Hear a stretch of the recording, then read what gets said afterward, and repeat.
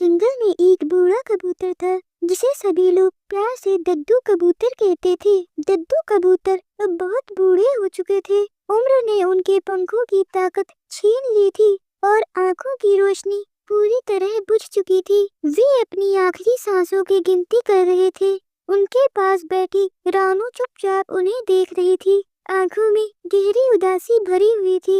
दद्दू ने भारी सांस लेते हुए रानू से कहा, रानो बेटी, अब मेरा वक्त पूरा होने वाला है, लेकिन इस दुनिया को छोड़ने से पहले मेरे दिल में बस एक ही टीस रह गई है। बरसों हो गए मैंने इंद्रधनुष नहीं देखा। मेरी आंखों के सामने बस अंधेरा है। काश मैं आखिरी बार दुनिया के रंग देख पाता। रानू का दिल कांप उठा। उसने दद्दू के पंखों को सहलाया और बोली, दद्दू, आप निराश मत होइए, मैं आपकी यह इच्छा जरूर पूरी करूंगी। यह कहकर रानू जंगल के सबसे पुराने बरगद के पेड़ के पास पहुंची और बोली, बरगद दादा, क्या कोई ऐसा तरीका है जिससे अंधे की आंखों में फिर से रोशनी आ सके?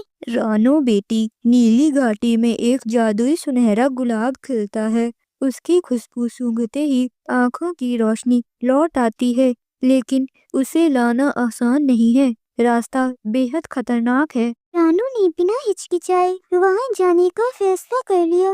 तभी वहां कालू कौवा उसके पीछे आ गया और बोला, रानो, तुम पागल हो गई हो क्या? वो तो एक बूढ़ा कबूतर है। उसके लिए अपनी जान जोखिम में क्यों डाल रही हो? वापस चलो। कालू भैया, दोस्ती सिर्फ साथ खेलने का काम नहीं है। दोस्त के लिए जरूरत पड़ने पर सब कुछ दांव पर लगाना भी दोस्ती होती है। ये कहकर रानू वहाँ से चली गई। जादुई गुलाब तक पहुँचने के लिए रानू को एक झूलता हुआ पुल पार करना था। वो पुल ऐसा था कि उस पर चलकर भी कोई आसानी से पार नहीं कर सकता और हवा इतनी तेज थी, उड़कर भी जाना बहुत मुश्किल था।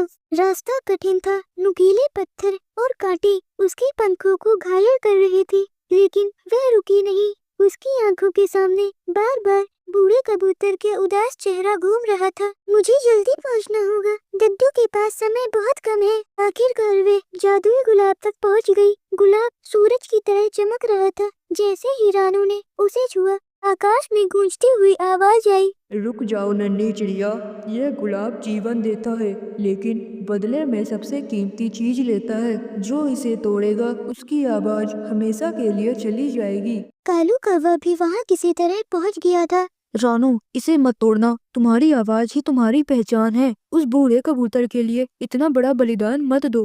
रानू ने एक पल सोचा, अपनी मीठी आवाज और फिर दद्दू का अंधकार भरा जीवन। उसने हल्की मुस्कान के साथ मन ही मन कहा, मेरी आवाज से ज्यादा कीमती मेरे दोस्त की आखिरी खुशी है। रानू ने गुलाब को चोंच से दबाकर तोड़ लिया। आकाश में बिजली कड़की। वे दर्द से चीखना चाहती थी, लेकिन गला खामोश था। उसकी आवाज हमेशा के लिए खो चुकी थी।